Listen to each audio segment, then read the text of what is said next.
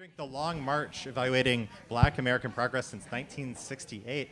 This is the third in a series of Think and Drinks on this theme of since 68, examining the last 50 years, socially, culturally, politically, all that good stuff. It's so nice to see such a great turnout to close out this series. Thank you so much for coming. I'm Dustin Addington. I'm a program director at Humanities Washington. I'm going to hand it over to your moderator, Dowdy Abe, in just a second. Before we do that, I want to say just a couple things really quick. This event is produced by Humanities Washington, a statewide nonprofit that aims to spark conversation, inquiry all across Washington state.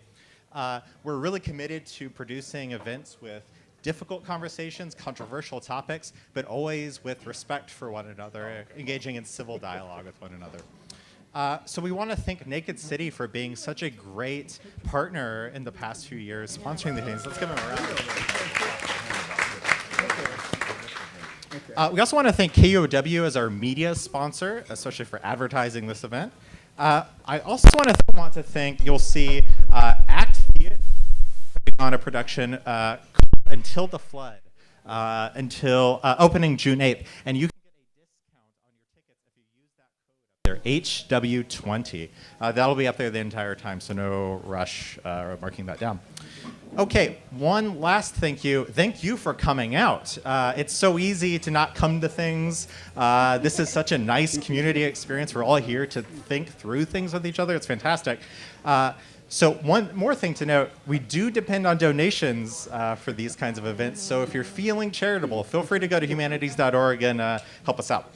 But without further ado, I want to introduce your moderator for the evening. Dowdy Abe is a Seattle-based professor. He's written on race, gender, culture, education, communication, hip-hop. He's got it all covered. Written books like 6 in the Morning, West Coast Hip-Hop, music since 1987 to 1992. Also, the transformation of mainstream culture. And let's give a warm welcome to Dowdy Abe. Thank you, thank you, thank you. Thank you, everybody, for coming out on a nice, lovely Wednesday evening to talk about a topic which perhaps seems more topical now than it has been before. I am joined by a powerhouse group of people on stage to help guide us through this conversation. Let me just say that we have more juice up here than Capri Sun. How do you live that? So let me introduce my partners in crime, as it were, here. Quintard Taylor is the Scott and Dorothy Bullitt Professor of American History at the University of Washington. And as such, he holds, I don't know how many of y'all do this when you're reading, but this is now new. This is something new that I'm doing. And the print is extra small. He holds oldest endowed chair at the university. In April 2017, Taylor received a Lifetime Achievement Award from the Pacific Northwest Historians Guild. And in September 2017, he received the Robert Gray Medal for his lifetime contribution to Pacific Northwest history from the Washington State Historical Society. Ladies and gentlemen, please welcome my academic dad, Dr. Quintard Taylor.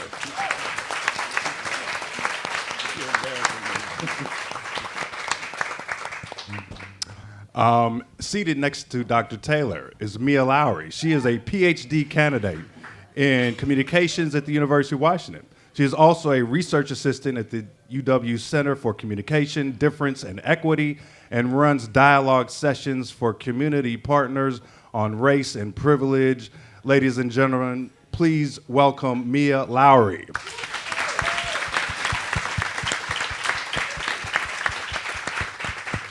And finally, Alexis Harris, PhD, is the presidential term professor and professor of sociology at the University of Washington.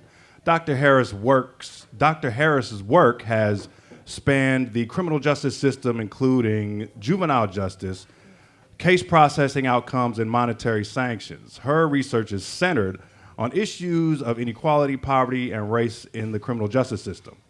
Alexis was recently inducted into the Washington State Academy of Sciences and is the chair of the Washington State Advisory Committee to the United States Commission on Civil Rights.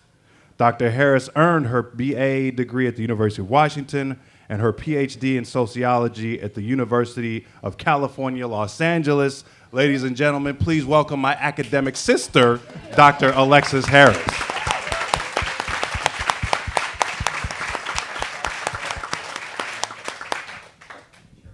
Okay, so we are here to talk about 50 years since 1968, and as we were preparing to come on stage, I was saying to one of our panelists that one of us on this stage has actual experience in 1968. You may not be able to tell who. So I'm wondering if we can start with Dr. Taylor and to just give us, paint the picture of what black life was like in the United States in 1968. Wow. Thank you for making me the old guy up here. Can everybody hear me?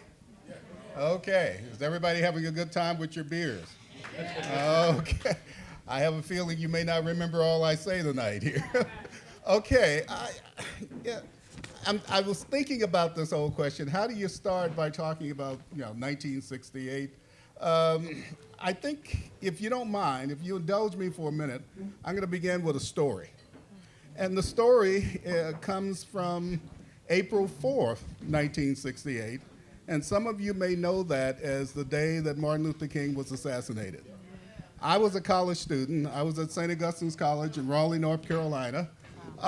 We had actually been out that afternoon doing voter registration.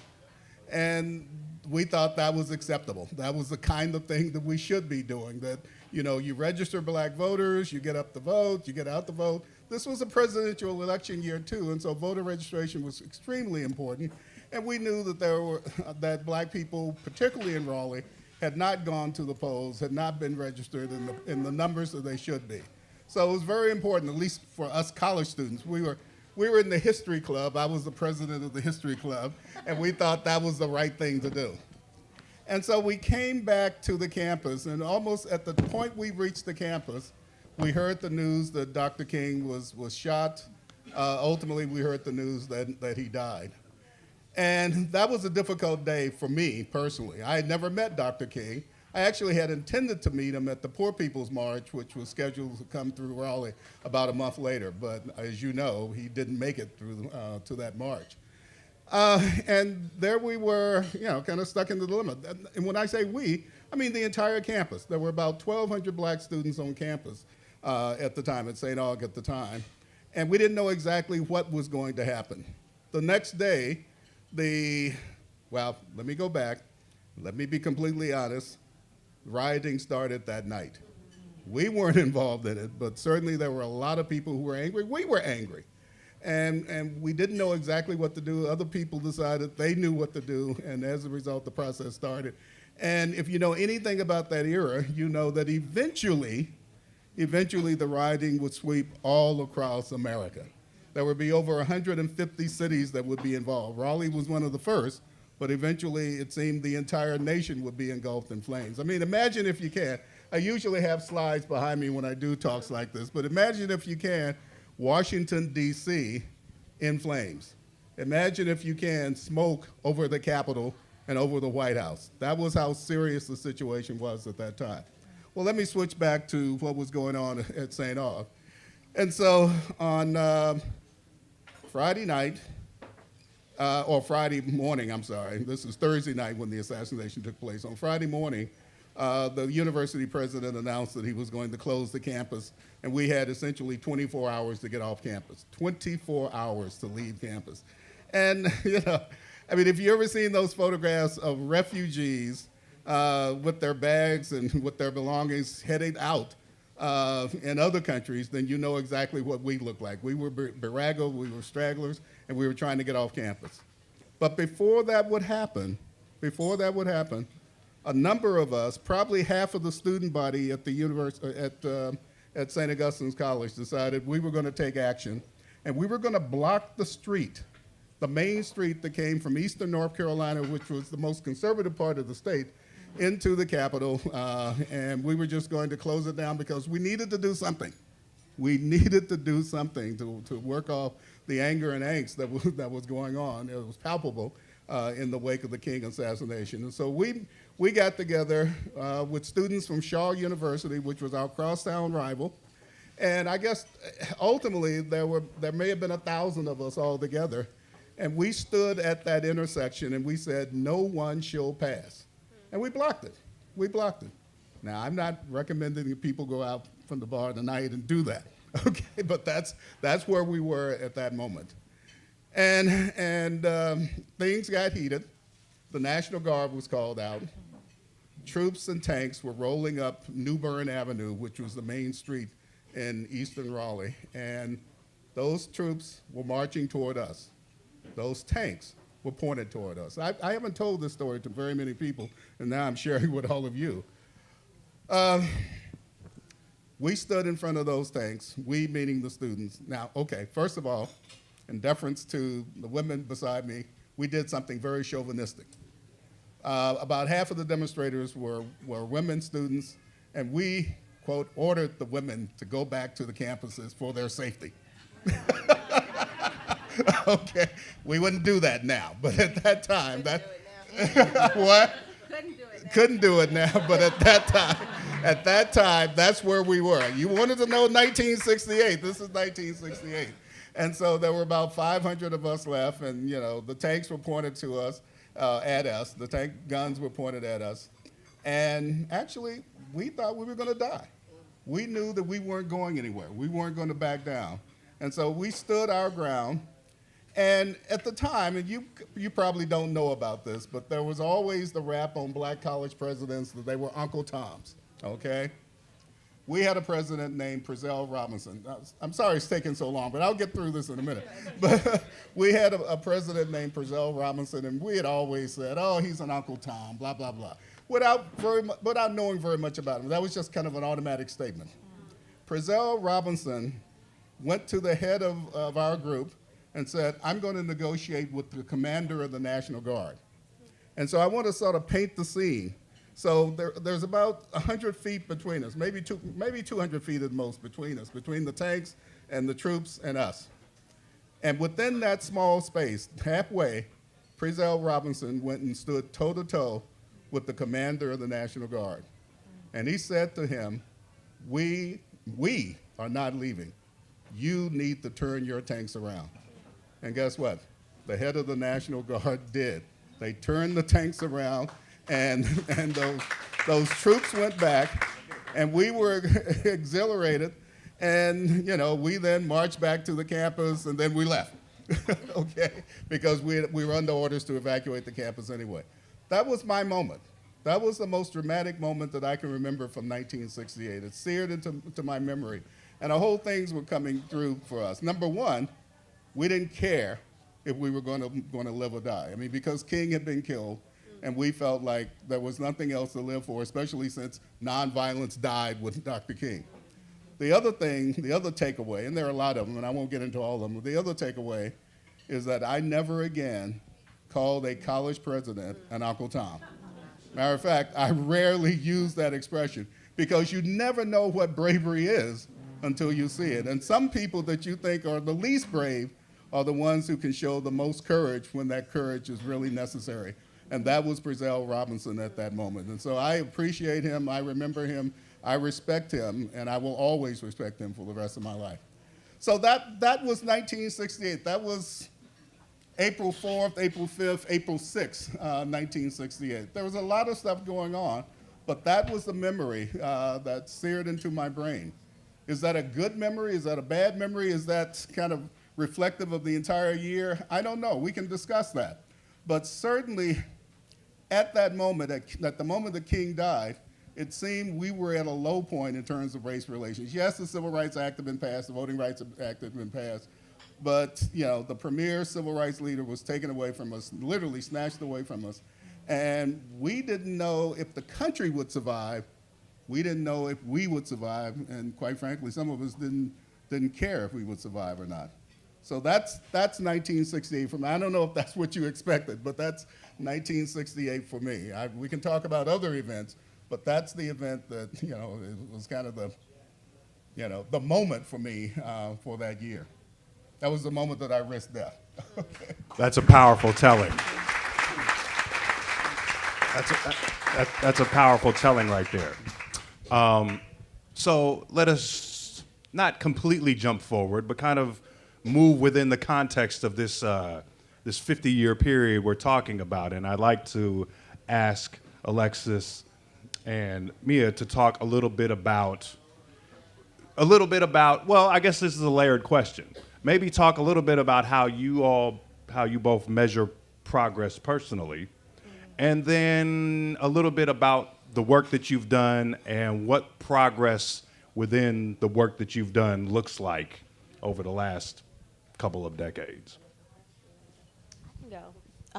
Thank you for that incredible story, and it's always, even jumping off of age and saying that you were there. I think survival is incredible and revolutionary. So I appreciate you telling that tale and sharing that with us. I also want to acknowledge that whether we were ordered to go home or not, women of color and black women were at the forefront of every revolution, from the plantation to Black Lives Matter. Just throwing that out there. I think, so the work that I do, I facilitate conversations between community members and students, and we talk about power and privilege. Racism is at the forefront, but there's all kinds of other categories of oppression, because we know that they work together. And for me, the notion of progress is so slippery, because I'm hearing this story and I'm thinking about my racial awakenings, whether that was being called a name as a child or the acquittal of George Zimmerman, or being at my first voter registration rally, or being involved in activism like that. And through having these conversations, I think it's the kind of individual freedoms that I can have. Moving forward together, absolutely, but the only way that I can really measure progress is in the spaces that I feel free. And that can mean so many different things. And we can touch on that, but having these conversations, these are places in which I can feel free. What can I wear and not feel like I'm unsafe? Things like that. Because we can change the laws, like you said, and then we see that the Capitol is still burning, So I think, individual moments of freedom are my progress markers. So, it's hard to talk about these conversations for what I study, the criminal justice system, but from what I teach on, social problems, from poverty and inequality, homelessness, juvenile and criminal justice, HIV/AIDS. We've made progress legally, but in terms of the outcomes, no, we haven't made progress. We still have huge racial disparities in incarceration rates. It's like I always forget numbers, but I brought the numbers here so I could say it. Since 1974, we've had a 500% increase in the numbers of people who live behind bars, who are in cages. In terms of racial and ethnic inequalities, we have 1 out of 91 white men behind bars, 1 out of 91 white men, 1 out of 42 Latino men live behind bars. But 1 out of 17 black men live behind bars. So 1 out of 17. So you think about who's in this room, the number of people who are in this room, and who's not in this room, and who's living behind bars. So for me, that's not progress. So sometimes I have optimistic days and I have pessimistic days. I think I'm kind of on the pessimistic day right now. When we really think about it, I have a colleague I work with, and she did amazing work with another group of colleagues on estimating incarceration, and about what she's found is across the nation, 33% of black men in their 30s have experienced incarceration. 33%. So that's 1 out of every 3 black men. So that's not progress. Specifically, I study something called fines and fees, monetary sanctions that are assessed to people who make contact with their systems of justice. I think all of us in this room have paid fines and fees in some ways. If we've got a parking ticket, you've paid monetary sanctions, fines and fees. And I study the increase of the ways in which the state imposes particularly fees on people. So if you go to court and you're appointed an attorney because you can't afford one, you pay for that attorney. Pierce County, it's $450 for a court-appointed attorney. You pay for, if you want a jury, you pay a jury fee.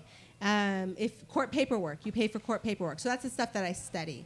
And in particular, this process has increased in the late 1990s because of this mass incarceration. We can't afford it. And so I've studied it in Washington. Now I'm doing an 8-state study, and this is prevalent across the United States of this massive increase in the transfer of the costs of our systems of justice on people who process through it. So I say that in relationship to history. In my book, I argue that it's a contemporary iteration of social control. So while people are charged for making contact with our systems of justice, just the same way that people were enslaved, right? Their labor was used. Today, it's what they can produce in terms of money, in terms of payment. So we have these same, and so I might have went to a radical end right here. But it's real. Like, we have these same systems. They work in different ways, different iterations of social control, but it's still controlling poor people and people of color in this country, and particularly through our systems of social control. What's the name of the book? I should have brought it. It's called A Pound of Flesh. Monetary sanctions as a punishment for, it should have been a permanent punishment for poor people, but the publisher changed it. Pound of Flesh. Check it out. Can I respond? Absolutely. To that? Yeah, that whole question of social progress or racial progress has always been kind of problematic. And I look at it as a historian from the long view. And one of the things that I notice is that there can be progress, quote unquote, and I'll try to explore that term in a minute. There can be progress simultaneously with retrogression, if that's the right word.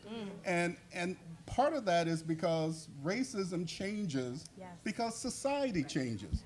We can't expect to sort of see the racism of the 1960s or the 1860s sort of writ large in 2018 because the society is not what the society was at the end of the Civil War or even during the Civil Rights era. And so when we deal with these questions, and this is not a critique of the topic here, but when we deal with these questions, we always have to take in mind the fact that racism is a moving target, just as all of society evolves. Think about the paradox here. The fact is that we're sitting here and we're talking about racism or racial progress and whether there's been racial progress. Do you think this would have happened in 1965 in this bar? Think about that. Would we even be in this bar in 1965? Okay. So I think when we explore these questions, at least from a historical standpoint, I think we always have to look at that question of the evolution of racism, the evolution of the nature of the beast in terms of the way in which racism acts upon people. The other thing I'll say, and this will get into some controversy, I don't know if you wanted it or not, but we live in the best and the worst of the worlds. In 1960, I'll throw out some statistics as well. In 1960, about 65% of black folks lived under the poverty line. 65%. And so in a way, there was a kind of a basic unity for black folks because we were all in the same conditions. My own parents were one step above sharecroppers. They never made more than $5,000 a year. Okay, that was it. And the county that I came from, I always personalize this, but the county that I came from, Hayward County, I found out later in college that the per capita income in Hayward County, which was a predominantly black county, it was 65% black, that the per capita income in that county in 1969 was $550 a year. That's depression level. Right. That's depression level. And so you look at that situation then, and then you look at what has happened. Unfortunately, Hayward County hasn't changed, but a lot has changed. The poverty level for black folks, and Alexis may be able to help me on this, it's usually hovering between, 24 to 25, 26%, somewhere in there. That's a far cry from the 60% it was in 1960. So from from that statistic, it looks like it's changed. But what has not changed is the intensity of racism on poor people especially. I think we need to keep that in mind. And in a way, being poor in America today, being poor and black in America today, is perhaps even worse than being poor and black in America in 1960. Why? Because the people who are poor and black today are isolated from white society, but in some ways they're also isolated from black society more than they've ever been before. And that's one of the things that I think we're going to have to deal with. That's one of the challenges I think we have to face. Right, and so the floor has gone up a bit in terms of the status quo and the standard of living, but if we look at the degree of inequality between blacks and whites, it's definitely expanded. And if we take Seattle, go to South Seattle. That was one thing I signed to my students who live predominantly in the North End. Take the 48, take it all the way to Rainier Beach, or take it all the way to where it goes, or the light rail. And look at the differences of the communities. Look at the grocery stores that you see. Look at the banking institutions. Is it a bank or is it a check cash, a payday loan, right? So if you all do that. How often do you do that? Drive down Rainier. Does the smell change in terms of the marijuana stores, right? Of where they're located, for real, right? And so even in Seattle, we can see that degree of inequality and the haves and the have-nots, the differences, the qualities of school. So yeah, we've made progress. My dad had a GED, I have a PhD, right? So of course, there has been progress, there's been opportunity, and many people have been able to take advantage of that. But there's a thing about the few and the many, right? The few that can take opportunities and be successful, right? But the many disproportionately talk about the mass increase in HIV. It's still an issue. I still want to remind people of that every day, and I remind the young people I work with of homelessness, of contact with police in our communities. There's still these issues. Just turn on the TV yesterday. Y'all watch what Roseanne Barr had the nerve to say. So it's still a very racist society. And I'll just say right now, I don't represent the University of Washington tonight, okay? We have a racist president, and we have state-sponsored violence against communities of color, and that's a real issue that we feel and we deal with today. I think also in terms of the moving target and exactly what you're saying, this conversation is happening here in this bar. It wouldn't have happened in 1968, but it's not happening in other cities. I grew up partly in the South, and racism is different here than it is there. Racism is still there, but it changes form, and I think that's class, that's gentrification. I think there's spatial factors as well that go into the moving target, the literal moving target of racism. So I asked you all specific questions about your kind of area of expertise and where you may have seen or not seen progress. Outside of your area of expertise, are there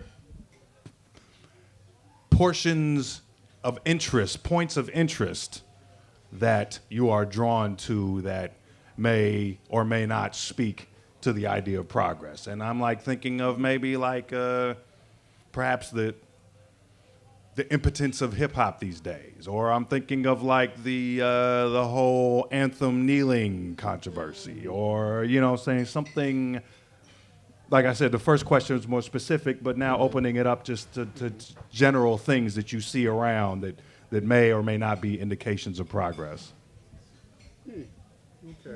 So one of the authors, the researchers that I teach is the work of Eduardo Bonilla Silva's Racism Without Racists. And he talks about the notion of being in this quote unquote post-racial society. We have a black president. We had a black president, right? And so we've come to a place in America where we all feel very comfortable and we pat ourselves on the back. We're very proud of ourselves. And so it's hard in this context to talk to people who are afraid of the word racism. We're progressive. We know the right, especially in Seattle. We closed down our Starbucks. We're talking about race, right? But in reality, as I do my run around Seward Park and you don't look at me in my face, my children might be stereotyped. And so it's this weird, subtle racism. And it's where you even have to watch the news. I mean, there's a bit on fire last night. And I was like, I don't know if I can talk to my husband. I don't know if I can go there tomorrow because I was really upset watching the news yesterday with this Roseanne Barr. So it's subtle, it's indirect, and we have to have these conversations to get people to understand what racism is, because it's not so direct. It's not water hoses in the street and dogs in the street necessarily. I mean, we do have our shootings every now and then, but even then we still have to convince people that it's racism. So that's frustrating, these microaggressions, managing those. So that's something I'm thinking about. This is a very self-congratulatory area where it's like you said, pat yourself on the back. At least we're not Mississippi. At least we're not Alabama. It's a pretty low bar, yo. Yeah.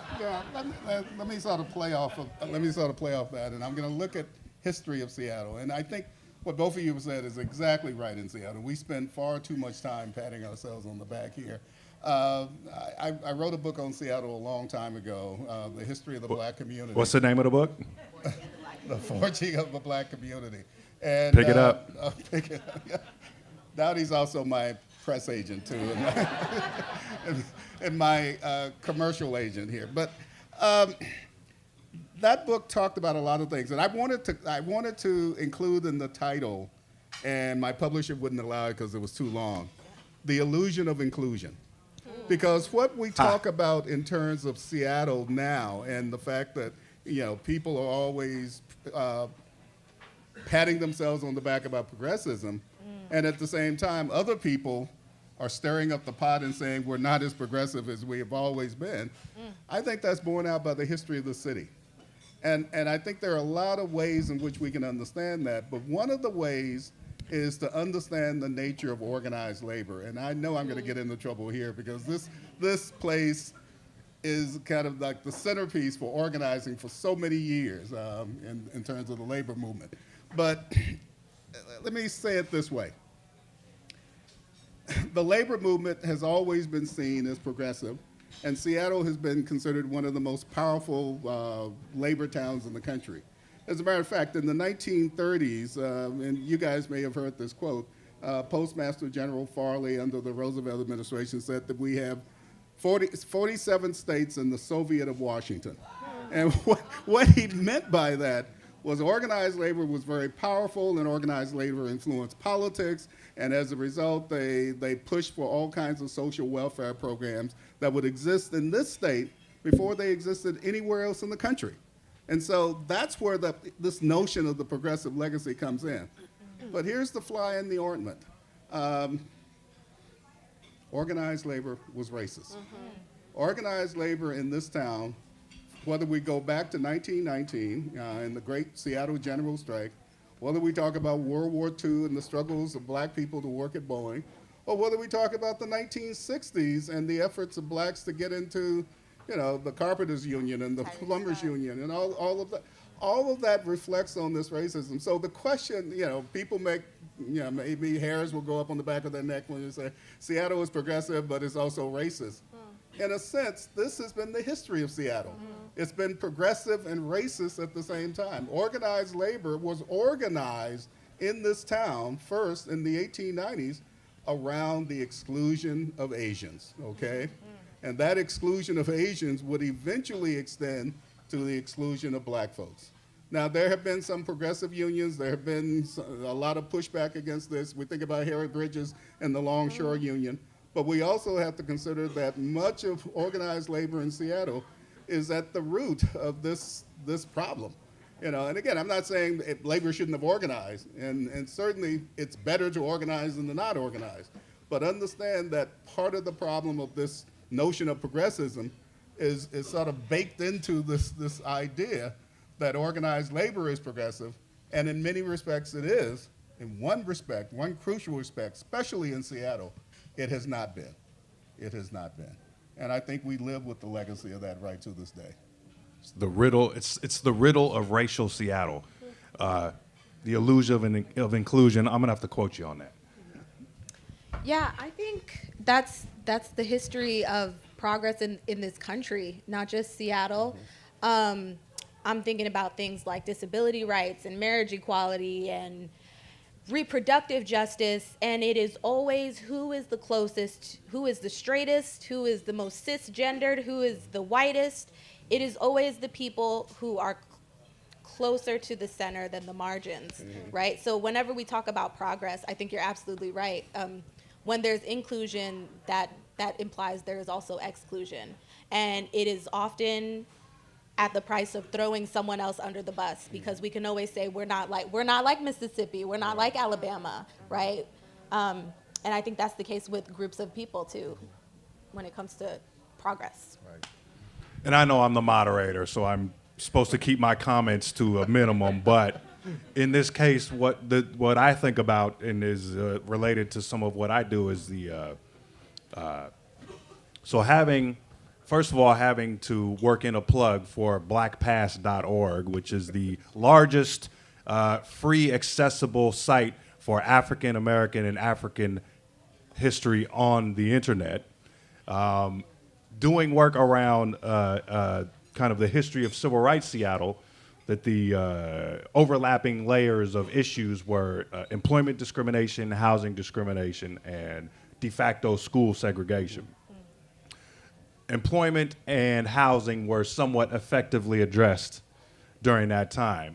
What has remained problematic is the education piece, and particularly as it relates. This is what I'm talking about with the riddle of racial Seattle, about how this place definitely does have kind of a long, historic, racially progressive history. I mean, black men and women were voting in the Washington Territory in the 1880s. And so, but that's also juxtaposed with some of these most pronounced outcomes, negative outcomes within law enforcement and education, and especially within Seattle schools because if you're talking about the achievement gap, you can't even really talk about schoolwork until you talk about kind of this underlying issue of discipline and how students who are disciplined in a disproportionate manner in this city anyway, happen to be African American. And so, and then very quickly, the types of discipline. So when I started, this I wrote a dissertation on, when I first started talking to my cohorts about black students being disciplined, some of them were like, well, they just need to stop bringing weapons to school and fighting all the time. And I was like, that may not exactly be what it's all about. And certainly with more research, you come to find out that there are a couple of different types of discipline, subjective and objective. Subjective would be like bringing a weapon, objective would be like bringing a weapon to school, fighting. Subjective is the disruptive conduct or the rule breaking or the disrespect, which account for more than 50% of the reasons given for black students to be suspended and expelled in Seattle schools. And it's not like the school district doesn't know it is happening. And it's not like, and I'm even trying to counteract it, but in the last 2-3 years, this problem has gotten worse. And so identifying a problem, knowing that it exists, but being able to counteract it are often two different things. Okay, so we've spent a good amount of time talking about the past, but perhaps we might look toward the future a little bit and think about what might the future hold. I mean, part of this discussion may also be kind of directly around your area of expertise, but also the larger part of it is like, where are we headed in general? I mean, is what's going to happen in the 2020 election? Is a certain you-know-who going to be reelected? Or will someone come out of the woodwork and put it on him? If that happens, if that reelection happens, what does that mean for black folks? What about the relationship between communities of color and specifically black communities and police agencies? What will that look like in the upcoming? And I'm not saying that you have to speak to those directly, but I'm just kind of thinking overall what your thoughts are about what the future may hold. Wow. You want me to start? Yes, Dad. Yes, Dad. Okay. I'm going to sort of excuse myself from this discussion because historians have a notoriously bad reputation in terms of predicting the future. So anything I say, you could almost guarantee that it's not going to happen. With that being said, all I can do is go back to the past, and I can look and examine the past, and I can examine contemporary Seattle and the contemporary country. We go back and forth between Seattle and the country. How much is Seattle exceptional? How much how much of Seattle is representative of the entire country? What happens in terms of who gets elected president? I'm going to say this. What happens in terms of who gets elected president in 2020 is less important than what happens in terms of the attitudes of the people in this room and what you do about racial injustice. I mean, presidents come and go. Trump's going to go, whether he's ousted out of office or whether he gets 2 terms and he's gone. The real question is, what do we do? What do we do in the interim, and what do we do in the long term? And that's where organizing takes place. That's where these kinds of conversations need to take place. And they need to take place not just in a bar, not just in the brewery here, although we get free beer for doing this, but they need to take place in your churches and your homes and everywhere else. I mean, and they need to take place, and I'm going to be very clear on this, they need to take place with mixed audiences. And when I say mixed audiences, I mean not just black and white, but I mean various genders, various sexual orientations.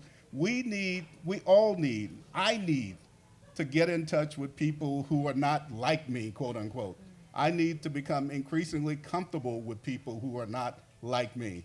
And that's a challenge, that's a burden that I think everybody in this room needs to bear. We can say what we want about, hey, I'm non-racist, non-sexist, non-whatever, but deep down, we all have these issues, and we all need to wrestle with these issues. We need to constantly wrestle with them because they come back over and over again. And when we wrestle with those issues, and then we get our families to wrestle with these issues, and everybody else begins to wrestle with these issues, then we make progress. That's my take on this. So, Trump doesn't, well, as a historian, okay, I'm not going to say Trump doesn't scare me. Obviously, Trump scares me to some extent. But we've actually had presidents who've been worse than Trump. I know that's hard to imagine, and we may have presidents in the future who are worse than Trump. The question is, are we prepared to make sure that we don't get those kinds of presidents in the future? We can't do anything about the presidents in the past, but we can do a lot about who we elect in the future. All right. I absolutely agree. Yeah.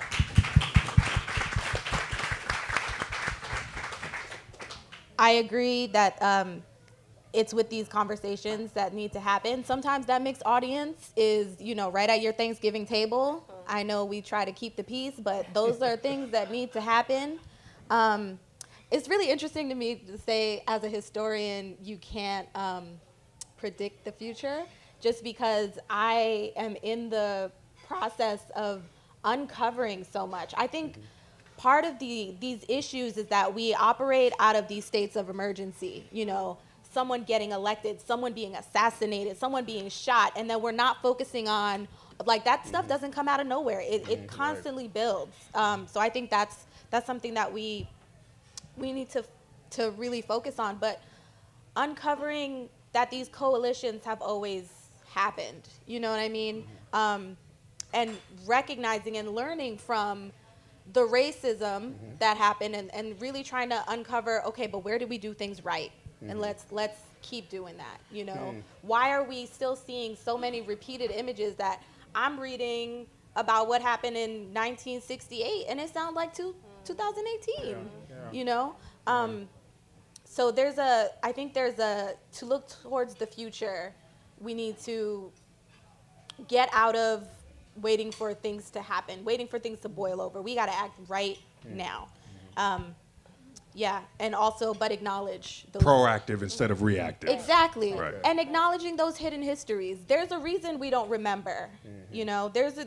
Our histories have been erased, and or maybe you disagree, but I think that's part of the history is Black not erased Past. on Black Past. No, There you well, go. I mean, I would agree with that, because what you told me maybe last week was you've been teaching Black history for 40-some years, and you have learned more in the last 10 years of operating black past than you did that entire time teaching black studies. So exactly what you're saying. It's not a mistake. And I think we need to all look at that and uncover.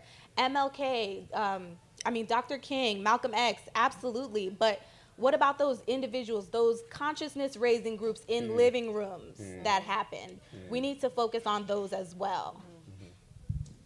Yeah, I think there's a lot. So when I teach race and ethnicity, when I start, because I don't think we can have a conversation about race and ethnicity without talking about history, we can't talk about all of it in one class, but we have to talk about the massacre of Native Americans, the genocide of Native Americans. We have to talk about internment of Japanese Americans. We have to talk about the enslavement. We have to talk about that changing border with Mexico, and where a lot of our states that are United States were actually originally Mexican land, well, Native American land, but Mexican boundaries. I feel like we have to talk a lot about that history before we can talk about the contemporary times today to understand what's happening. One of the things that I do in my race and ethnicity class, and it's really uncomfortable for me, it's really uncomfortable for my students, but I act like an idiot one day. So I always play music. And in this one day, I will play music, rap music, and I'll play it really loud, and then I'll start lecturing. And I'll start talking, and the students are really uncomfortable. They're like, Professor Harris, we can't hear you. Other students will try and sit back and listen to what I'm saying. Other students will act like they don't hear the music. And then I turn it off. I say, what was I doing? What was the point of that exercise? And it's to let you know that history, like music, is playing in the background for people. It's constantly there. For some people, it's there much louder, and they can't move forward unless we address that history. Wow. For other people, they sort of try and manipulate it and go around it and deal with it. And for others, they're just like, let's go. Let me listen to you. I don't care about what that music is, right? Wow. So that's like history. And I think that we have to acknowledge our history. And I know people are tired of it, but we're not, right? It's embedded in our institutions. It's embedded in our policies. So unless we address it, we can't move forward. And I think so we can have these conversations are amazing at our dinner tables, in bars, but policy is key for me. So addressing what's happening, and local, politics is local, right? So what's happening in the city council is key. What's happening in the Washington State Legislature is key. How are they funding our institutions of higher ed, right? Are they providing an opportunity, a public opportunity for higher education in the state for us to learn? Are they providing opportunities for education in K through 12, right? Why am I having a lot of Black families and families of color? One thing you can get us talking about is education, is where are we sending our kids, and what are the trade-offs of where we're sending our kids? Are we comfortable with sending them to public schools? No. Not if my brown baby has a speech impediment. I'm not sending him to your public school. I'm scared as hell of what's going to happen to him. So there's these everyday decisions we make, and we need to think about how policy matters and what's happening at the state level. So conversations, voting, and being advocates around policy is key. I just have to say that I mentioned earlier that, kind of piggybacking on what Alexis was just saying, I mentioned earlier that I wrote a dissertation about Black students in classroom discipline, and that study focused on grades 4 through 8. That was in the mid-2000s that I finished it. It has since come to my attention in the times after, through research and just reading, that this disciplinary discrepancy extends down to preschool. And so one of the things that I talk about when I'm talking to teachers is the idea of academic self-esteem and how young people view themselves as learners and whether they're smart or not, and how that academic self-esteem can be chipped away almost from the start. And so the whole notion of preschoolers being suspended and expelled and Black preschoolers being suspended and expelled, again at a disproportionate rate, is horrifying. And so I was doing a parents' night at a local elementary school probably about 3-4 months ago. And I had a parent, Black woman, Black mother, tell me that her daughter was suspended from preschool for not taking a nap.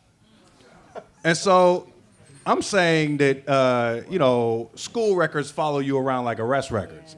And so now this little preschooler who really doesn't even have any idea about what the larger ramifications are, around not taking a nap and what that means for when her when her kindergarten teacher gets her file and say, "Oh, discipline problem. I can see it already." You know what I mean? When your academic self-esteem is tapped away at from that young of an age, you know what I mean? The fact that a lot of these kids make it through high school is a testament to the tenacity that people are always saying they need to instill in their students. But don't get me started. And Go ahead. Can I just say, connect the dots. Connect the dots between what Dowdy's saying about preschoolers and what Alexis is saying about incarceration. Yep. It's an absolute straight line. And unless we break that cycle early, in preschool, and this is horrific. I didn't know about this, Dowdy, but this is horrific. If we don't break that cycle, then we're going to continue to be talking about disproportionate rates of incarceration. It's almost inevitable. And I think this is where we get into the business of interrogating this notion of progress, because as we've said before, on one hand, it seems that African Americans are making progress. The number of people who are in important positions, from the former president all the way down. Even the Roseanne Barr thing is interesting, because I would dare say that if Roseanne had tweeted what she had 10 years ago, maybe even 5 years ago, she'd still have a show. She doesn't have a show today, at least in part because the president of ABC is a black woman. Okay, and so there are structures. There are structures that need to be altered, and people who need to be put in place in these structures to make racism as unfashionable as possible. And we can't do that if we don't get people through elementary school, if we don't get them through preschool, because the next person who becomes the CEO could be that child who was put out of school because she didn't take a nap. Right. And I want to add another dimension to that as you think about sort of the direct individual trajectory from problems in school. So, Becky Pettit, colleague at University of Washington, no longer here. She's at Texas. I don't care. It doesn't where she is. She left UW. But she looked at the likelihood of dropout, right, and going to prison. So there's this direct correlation between dropping out of school and going to prison. Right. But now there's a whole body of research that looks at the percentage of particularly black kids that have a parent that's incarcerated, and all of the consequences for those kids in terms of poverty, in terms of acting out in school, lots of problems. So now it's going to become intergenerational. So what we do matters for the next generations. Becky also she's obviously a mentor of mine, has a book called Invisible Men, The Myth of Black Progress. And so her call is to social scientists. The data that we use is that we can show that there is some progress, social mobility in terms of education. Our graduation rates are getting better. Wages, employment is getting better. But if we actually look at the data, right, the data is really truncated in what we're using to show this black progress. Those data don't include the people who are incarcerated. They don't include the people who go into the military and actually receive food stamps. So it's really truncating. So they're having a selected group of data that they're using to compare to other people in the population to say that there's progress. But if we really look at the people who are unemployed, who are not tapped into the formal employment economy in terms of getting unemployment benefits, who are incarcerated in the military, then actually our progress is very, very meek in terms of the numbers statistically. So Becky Pettit, the myth of invisible men, the myth of black progress. And I've spoken a few times. I taught a class there, but having spoken a few times up at Monroe, talking about the disproportionate discipline issue for the Black Prisoners Caucus, man, after I was done, about a dozen cats came and got at me afterwards and was talking about how their journey that eventually led them to being locked up in Monroe started with the subjective disciplinary stuff in school. That was the kind of the turning point where they started to question, maybe I'm not college material. Maybe I'm not really not smart. Maybe school's not for me. And once you kind of get on that path, for enough of them anyway, it was sufficient to land them where they ended up. So we're going to open up the floor to questions here momentarily. But I'm just curious, maybe just some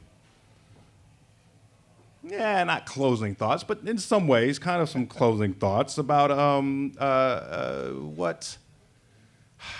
what you would assign, what progress would look like to you. Maybe I already asked this, but what progress would look like to you, perhaps in your specific areas of expertise. So if Alexis is talking about what progress in the next couple of decades might look like as far as fines and fees, or if Mia is talking about what that may look like in terms of imagery of women and women of color, and specifically black women in media, what does that look like to you kind of moving forward? What does progress look like to you in those areas moving forward? So I think in my academic sense, I would say, this is the dorky, but that race wouldn't predict outcomes. So statistically, when we do analyses, you can put in the race variable and race predicts, right?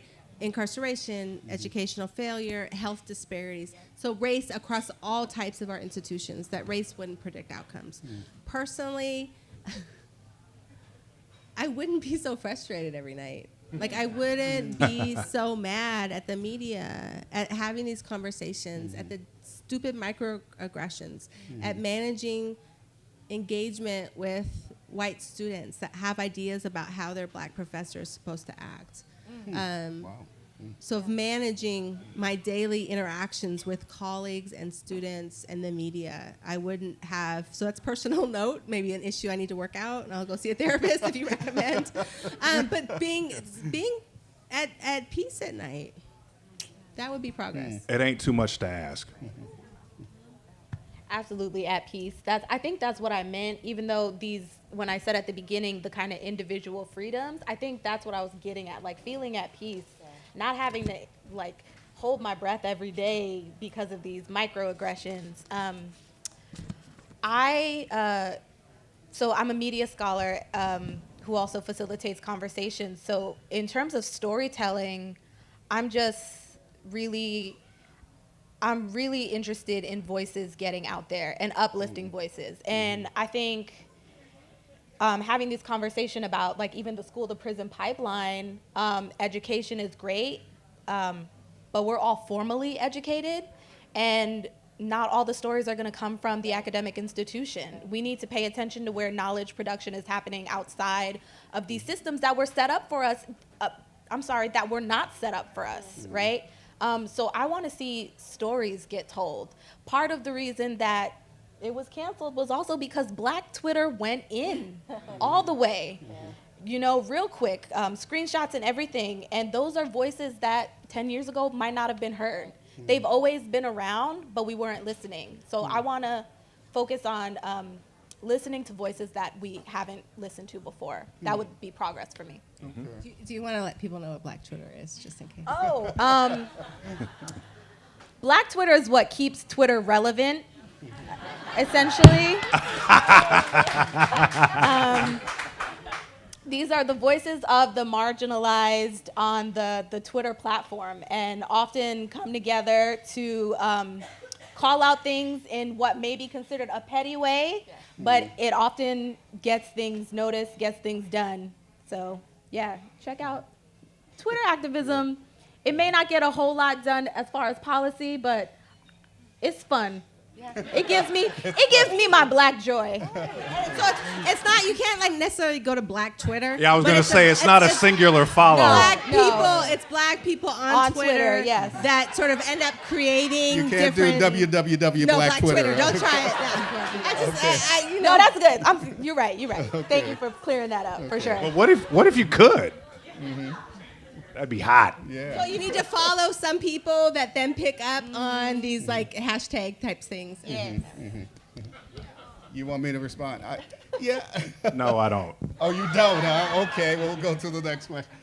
It's interesting.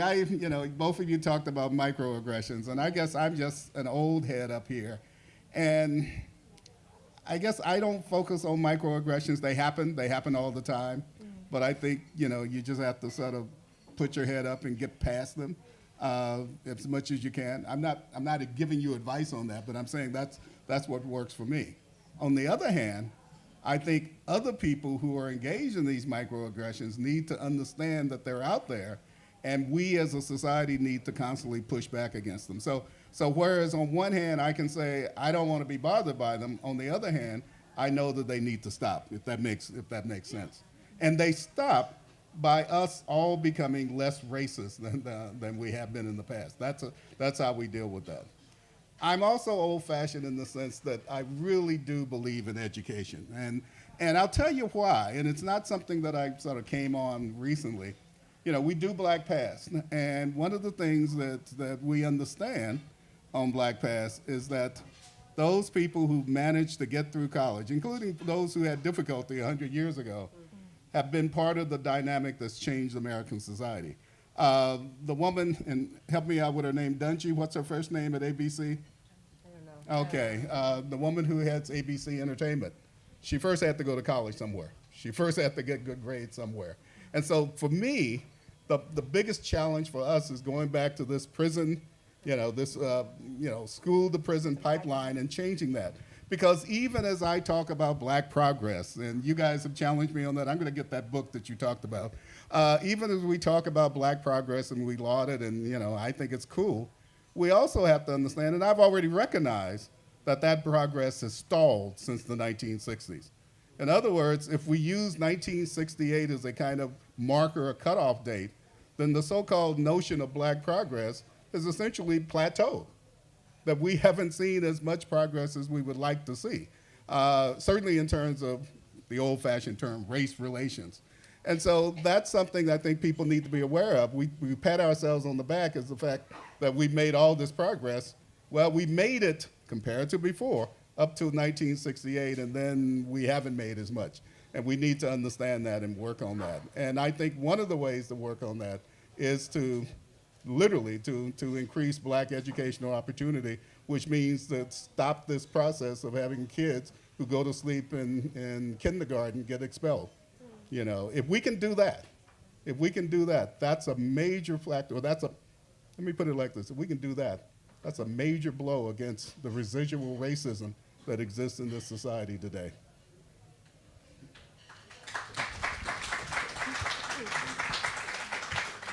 I would, if I were to answer my own question here, I would say that, first I would say that the subjective-objective disciplinary dynamic strikes a familiar chord when I see Black folks having the police called on them for just living, just being there. It's the lack of the benefit of the doubt that you're not up to something shady, that you kind of go to the automatic of, well, this guy looks like that or this person looks like that, so automatically there must be something not right. There seems to be, at least for me, there seems to be a parallel there. Yeah. And then I suppose maybe what progress might look like is, if there can be a Black dude who's the thief in like an insurance company or home security commercial, because if you know what I'm talking about, you know that could never happen right now. There could never be a commercial for an insurance company, even if it's humorous, where the person inside the house stealing was Black. If in fact we reached a point where the person, when there was a casting call for this security company and they needed someone to play the criminal and that criminal could be Black, that would be progress. I don't know if you really understand what I'm saying, but think about it. No, you don't agree? No. No? Come on now. You know that could never happen today. Oh, it could happen tomorrow. Right. No, come on now. It would never. You see the commercials. You saw the. It would never happen. No. It would never happen. Did you see the recent Dove commercial? Yes. Where a black woman was getting clean and she became white? Mm-hmm. Did you see the That's not what I'm Cheerio talking commercial about. with an interracial couple and Yep. the pushback that they got? Mm-hmm. We can go on and on about the lack of sensitivity and like, who the hell approved this? Right. Constantly commercials. That's what I'm like talking that. about. But that commercial, the one that I'm talking about, would never be made. That one would never be made, Look, man. There would never be a Black dude who I'll was Google the it tonight criminal. and Come find on. you. I'll Google it. Go on. Google It would and never send- happen. Okay, so I agree. I think it could happen right there. I mean, we have Jenner solving racism with Pepsi. So, you know what I mean? Like throwing wigs at black women and stuff. I think it can be made, but maybe it's gender.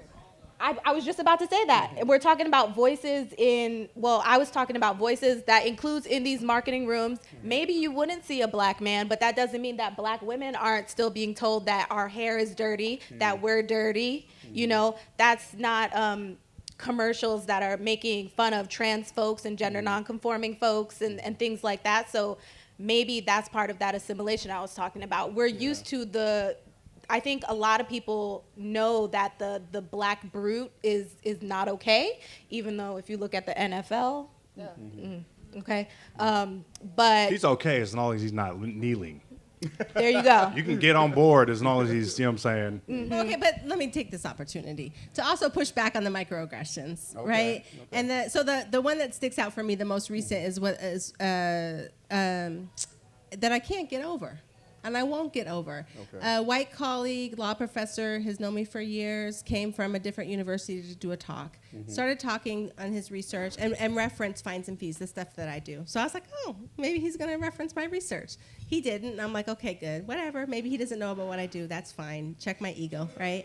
Afterwards, I have a colleague that talks to him and says, oh, you know, Alexis does research on fines and fees. And he said, I know, and this isn't a slight to her at all, but if your collaborator, who is a white woman, was in the room, I would have acknowledged the work. He said her name. I'm not saying her name. But if this collaborator, Susie D, was in the room, I would have acknowledged the work. Is that race? Yeah. Is that gender? Like, I can't let that go. Yeah. It bothers me to this day. Why did she have to be in the room? I was the first author, if you know anything about academic. This was my work, right? And then my colleague tries to make it better. He says, oh, Alexis is writing a book about this. Oh, good, I hope you're first author. No, this is my book. I'm a solo author, right? So that stuff happens all the time. And again, maybe it's gender.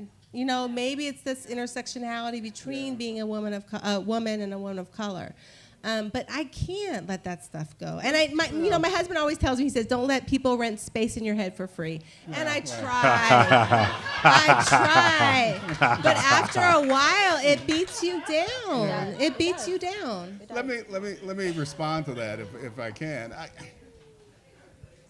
I think one of the solutions to this is, well, this guy, whoever this person is, and I don't know who he is, it's not important, but this guy is one individual. What we need to do is change the academic culture, and one of the ways to change the academic culture, again, go back to the prison, to the school, the prison pipeline, is to get more black folks into the academic culture, to get so that you're not, well, I won't speak to you, so that I'm not the only black person in the department. I taught at the University of Oregon for years, and there was one woman who complained about my teaching. And can you imagine somebody complaining about Taylor's teaching? But she complained about my teaching, and she came in and she said she couldn't remember my name, but she could remember that I'm the only black person in the department. You know, I mean, this is the kind of thing that, you know, maybe I'm overly optimistic, but this is the kind of thing that I think will change as the color and the composition, the gender of the faculty change. Because I can tell you, Alexis, there were a lot more incidents like this in the 1960s and 1970s than there are today. And the very fact that there are people who are trying to do something about it is a sea change compared to before. There wasn't even terminology for it back then. There wasn't even the term microaggression back then. I'm not saying, no, look, don't get me wrong. I'm not saying you should forget it. No, I'm saying that everybody in this room should be concerned about what she's saying. And you should do what you can at your level, wherever you are, to try to stop this, because this is a societal problem. And I want to piggyback on something that you said earlier about the cops. There's a lot of discussion about the cops, and some of the critique of the cops is warranted. I will tell you one story, and then I'll come back to the cops. There's been police brutality for a long time, even in liberal Seattle. I don't know how many of you in this room know about the Barry Lawson case. This was a case in 1938 where a black waiter was thrown down the stairs by 3 white cops in Seattle. Not in Mississippi, not in Alabama, in Seattle. But what's interesting about this case, when you compare it to Black Lives Matter now is that all three of those cops were convicted. And they were convicted because a community, a much smaller black community than now, but a community organized. And so I think that's one of the things we have to keep in mind too. We can get angry at stuff, but if we don't organize, if we don't challenge and push back, then nothing's gonna happen. And we can't wait for other people to do that. We have to do it ourselves. And so if in 1938 you can send 3 cops to jail, then we ought to be able to do that in what, 2018. But I want to get back to this whole question about the cops and all. And I'm not here to defend the cops by any stretch of the imagination, but let me say this. Cops do what they do vis-a-vis black folks because they believe they have the support of the community, the white community behind them. When they feel, once they feel that the white community is no longer behind them, this kind of stuff will be a thing of the past. And we haven't focused on that. We focused mainly on the cops and let's get rid of the bad cops and all of that. You know, yeah, do that. But in the long-term solution is for society to begin to look at policing in radically different ways and to stop making assumptions about criminality. You know, that's where we go wrong.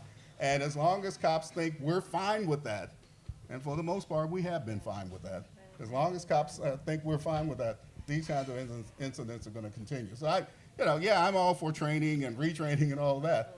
But we need an attitudinal shift, and that attitudinal shift has to come not from the mayor and not from the chief of police. It has to come from the entire community. It has to come from you guys in this room. And all of us in here have our spheres of influence, who we talk to when we talk to them. And everybody here tonight is here for a reason. And so I would encourage all of you to use that sphere of influence and hopefully some of the spirit that we have garnered and gathered here tonight to help spark some of those critical conversations. I kind of feel like in some ways the Civil Rights Act helped put off some of these more honest conversations that are happening now because of the presence of camera phones and the visuals that some people in certain communities may not have believed had they not seen it with their own eyes. And so being able to push those conversations around people within your sphere of influence that may or may not be receptive to those kinds of conversations, hopefully can be one of the biggest things that we draw here from tonight. So before we take questions, could we please give a nice round of applause for these wonderful panelists up here.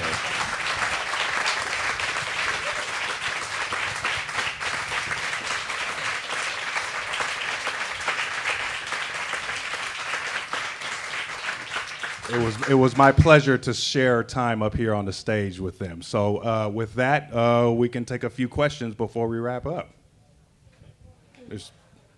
Yes. I've got a question for... You got to make sure you project since there's no mic. Is there a mic? No mic? Okay. I've got a question for the historians. Okay. Is there a model for a society recovering from racism? And is there something we can learn from that if there is one? Good question. That's an excellent question, and I don't have a quick answer for you. I mean, huh? No. If you know anything about South Africa, you know that there's some real problems going on even there.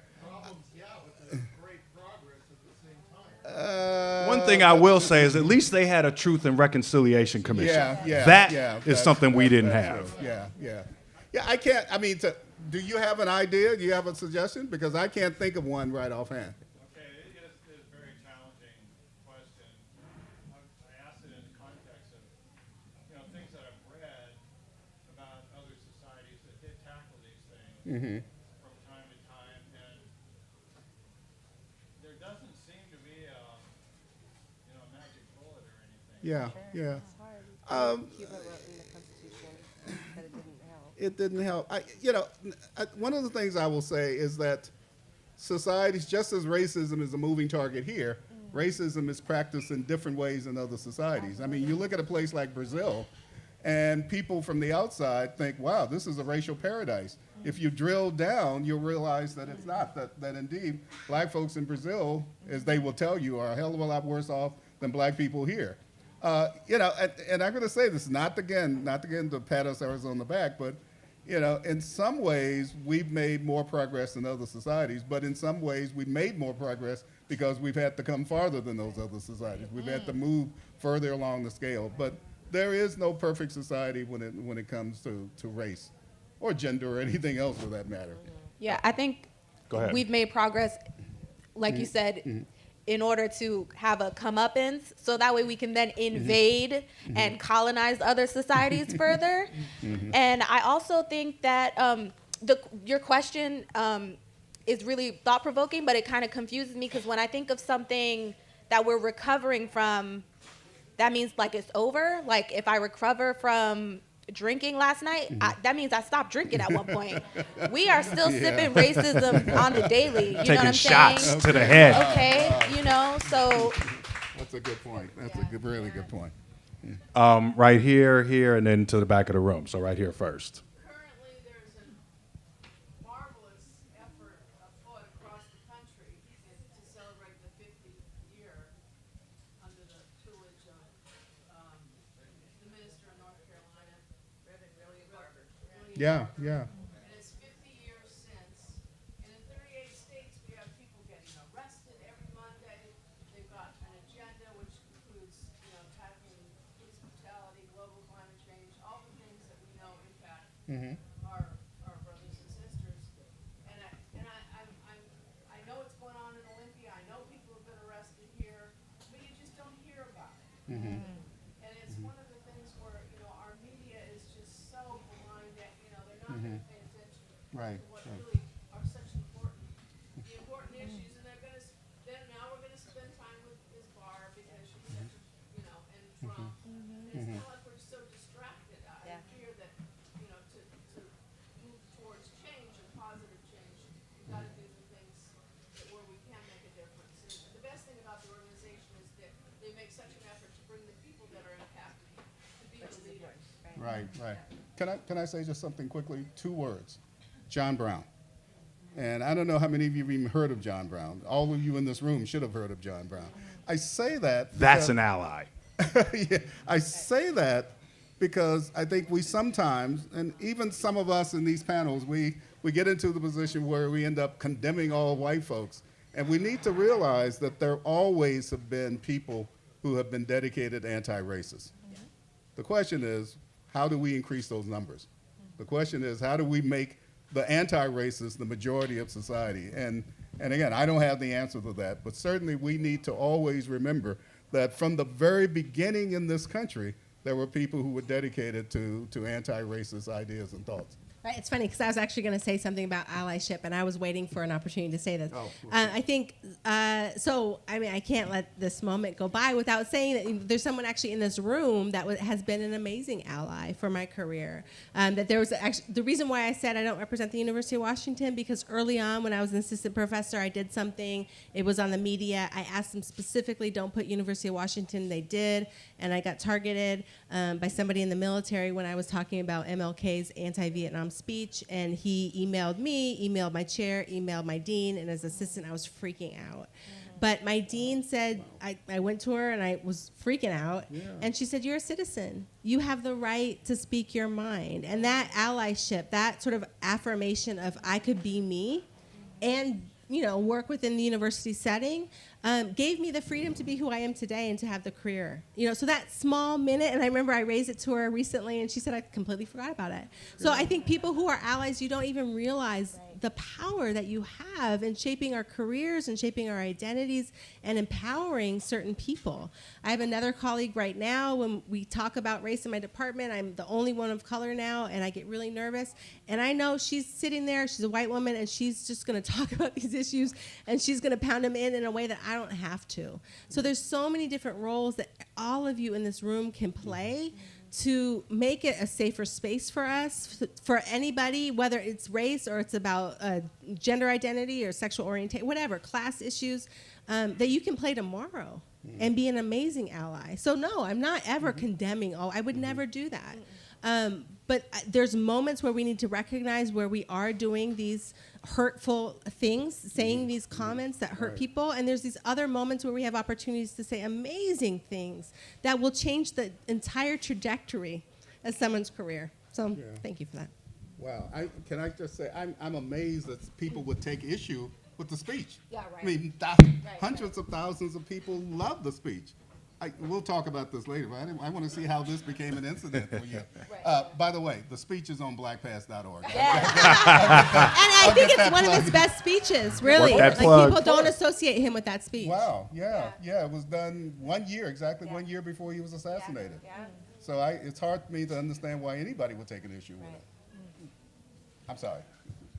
Yes. Mine was just more of a comment, and I think I relate to you as a historian because maybe we're sort of close in age. Okay.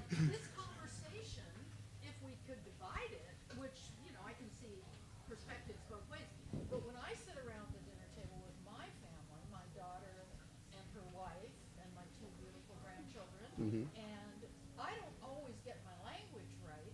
Right. And my daughter-in-law does a small exchange with South Africa. She teaches in high schools here, Hansford Bridge. I don't know if you're familiar with No. But anyway, and my daughter is a therapist and works with at-risk youth in high school. So they've got way more language to describe what they're feeling than I do. And my son, who also probably doesn't have the language that they have, he and I sometimes would be sitting across from the table each other, sort of a little bit afraid to speak. And I feel like I'm somebody, I mean, I was raised in different cultures, like,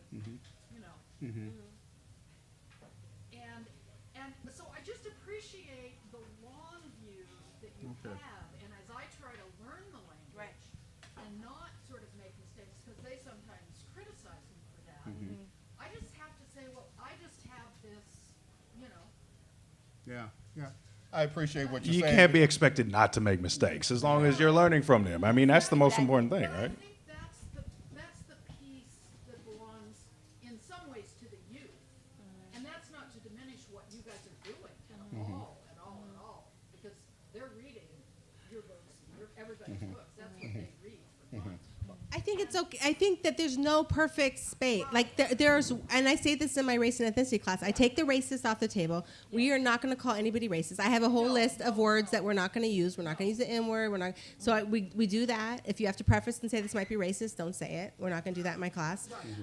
But I think we need to give each other a little bit of room to make mistakes and to say words, but then to also be able to say, you know what, that makes me feel uncomfortable, or that offends me, and this is why. But do it in a teachable learning type of moment, right? I agree, and this comes up when we talk about allyship and accomplices. I think we need to give each other room to grow because we all have our privileges. We all create microaggressions, but also be uncomfortable. If you are going to be an ally, you need to be uncomfortable because comfort is part of the systems that we're in.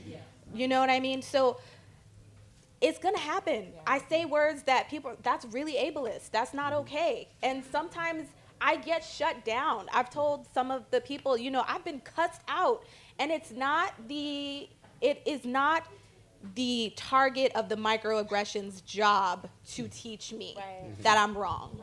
Because we got Black Pass. The literature is out there. Go look it up. Yes, Google is free. You know what I'm saying?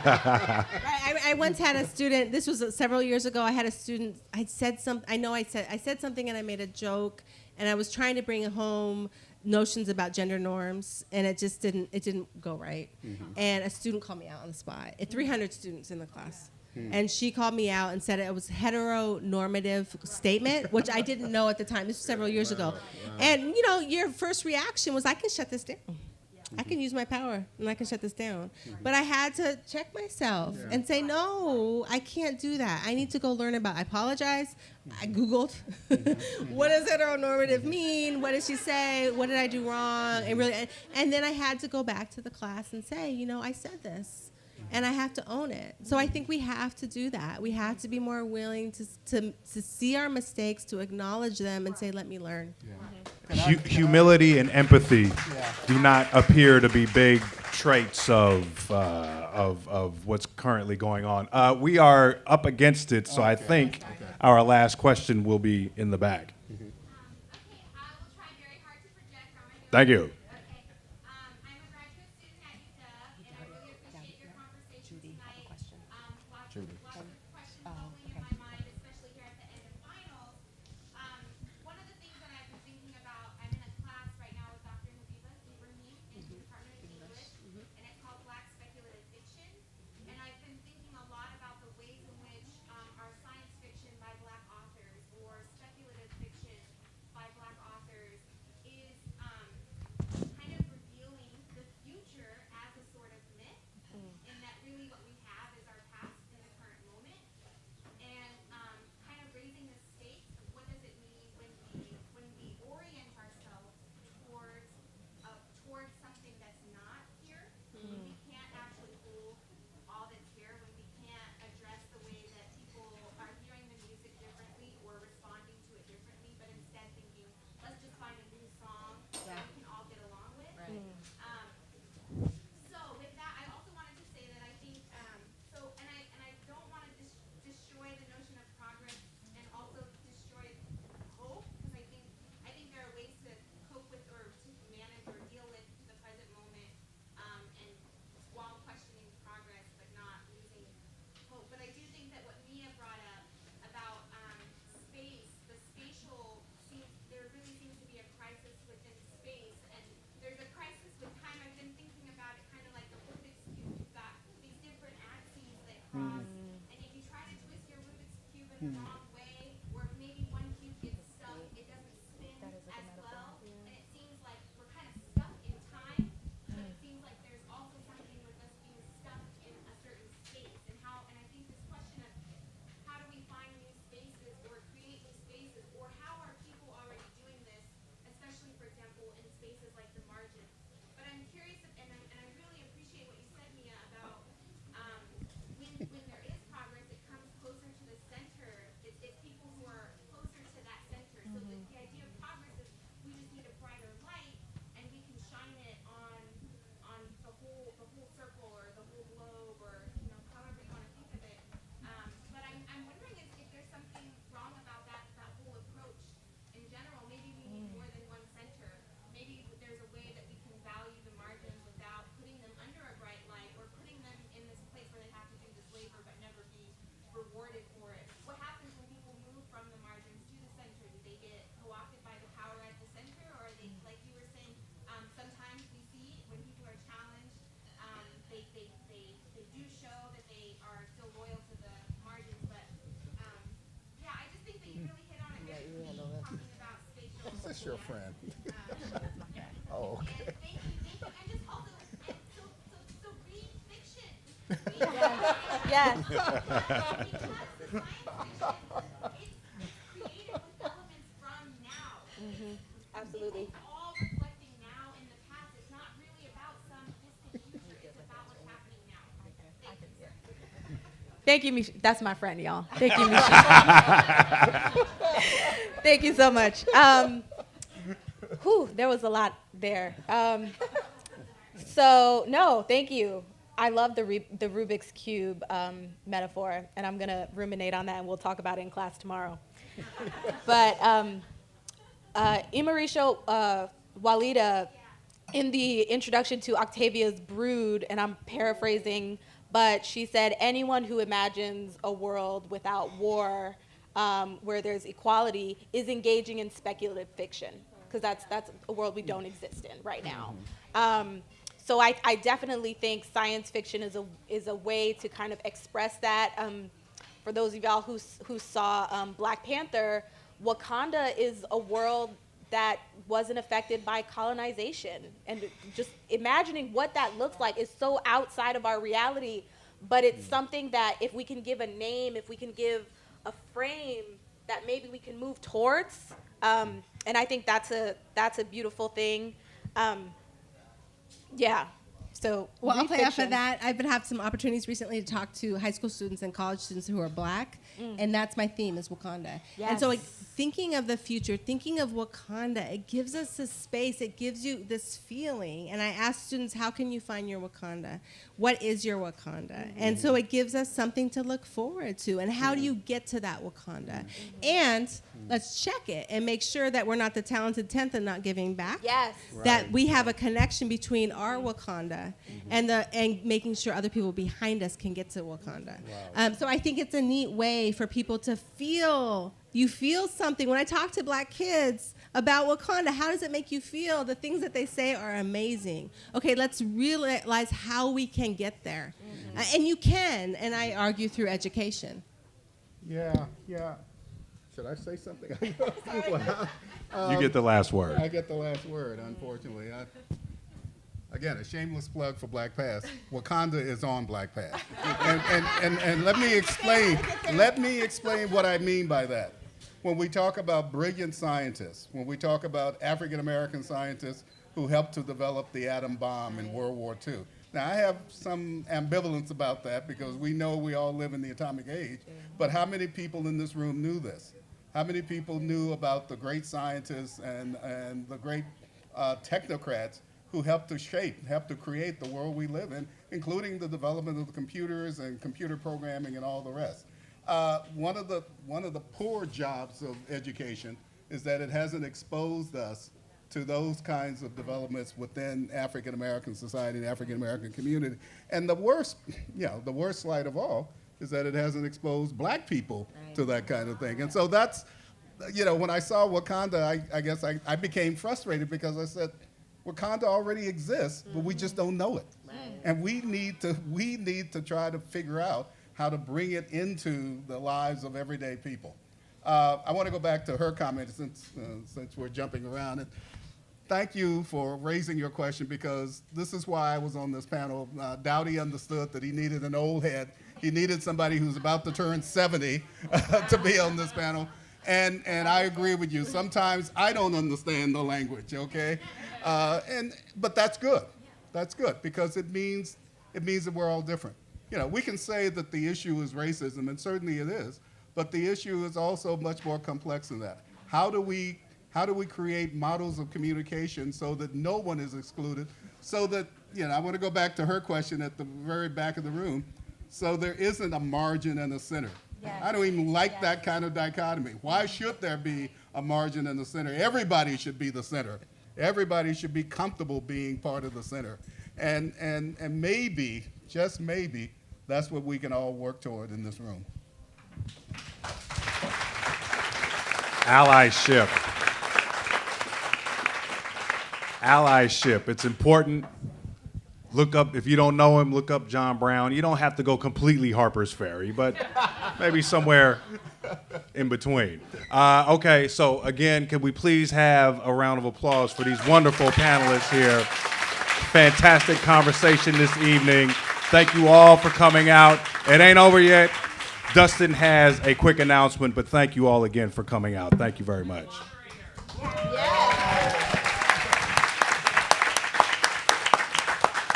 All right, I have 4 requests of you, and I know 4 is a weird number. It should be 3 or 1, but it's 4.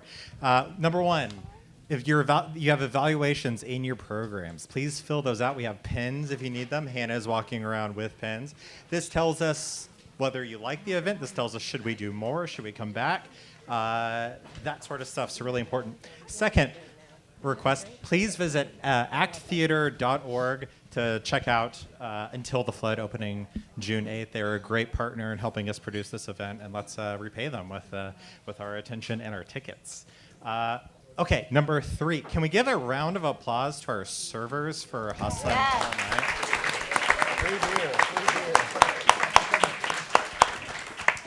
And number 4, just one more round of applause for our awesome panelists and moderator. Thanks, everyone. Have a great night.